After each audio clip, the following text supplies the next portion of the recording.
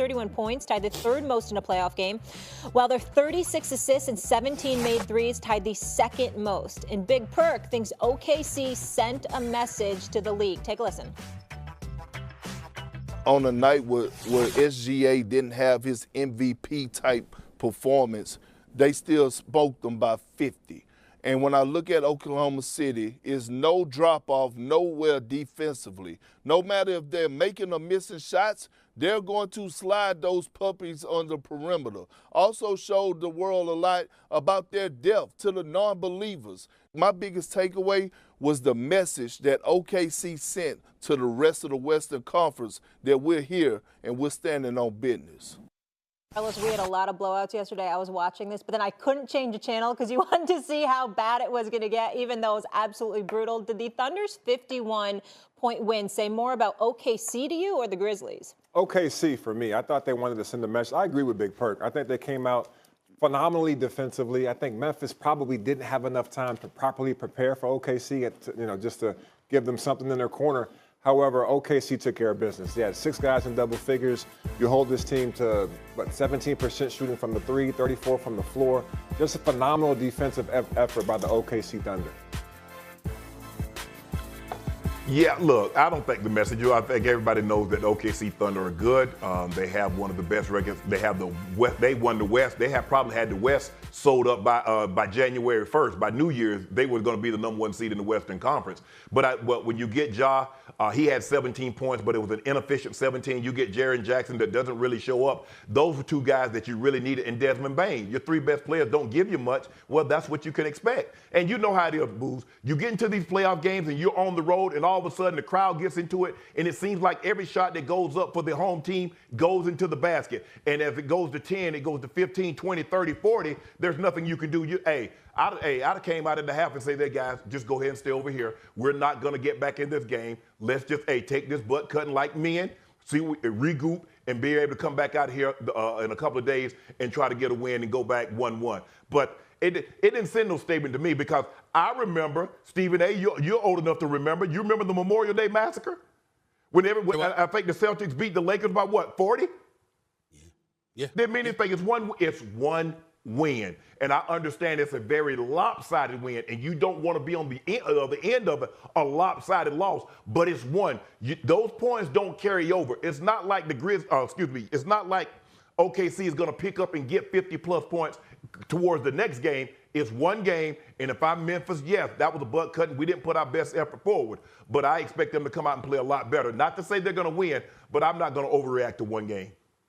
Well, they've smoked Memphis in all 5 meetings they've had against them this year by 13 points or more in every single win. So they've got their number, particularly this year. We get that part, number one. Number two, Memphis, even though they put themselves in their predicament and they don't deserve any sympathy cards from it, from a reality standpoint, they did play a play-in game Friday night, which was the nightcap, no pun intended, the last game that night. And then they got the first game on Sunday morning. I mean, it's like, damn, y'all, you couldn't give them a few extra hours for crying out loud. That is true. But then there's the other thing that we got to pay attention to. The front line of Chet Holmgren and these boys. You got Chet Holmgren, okay, and Jalen Williams. I'm looking at them, even though he's not on the really front line. But you got Chet Holmgren, Isaiah Hartenstein, and these cats. Jaren Jackson Jr. and Zach Edey, 4 points. 4 points each? Come on, man. You got to do better than that. That's pathetic. All right? And I love Jaren J. I love Triple J. But you got to do better than that, okay? Here's where I'm going with this. And let me say this. And put Bulls and Shannon up on the screen, please, because I want to see if they agree with me just with the nodding of the head. When people were making all of this noise about Ja Morant and his signs when he made a shot or whatever, all I said was, look, the league, I think it was much ado about nothing. Leave the kid alone. He's a star in this league. Let's see this brother playing. Let's stop bothering him. But the league says these are the rules. All right, follow the rules, Ja, so you don't have to draw their attention, right?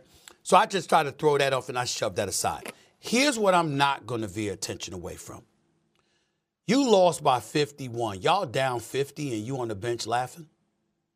Nah, I don't want to see that. I don't think anybody in Memphis want to see that. And why do I bring that up? Because when the Lakers closed them out, Shannon, a couple of years back, you remember this, when Dylan Brooks ticked off Yeah, they got beat by LeBron, 40. and LeBron went and put on a show and sent them home, and they was blowing them out by 40 at Crypto. Ja Morant was smiling then.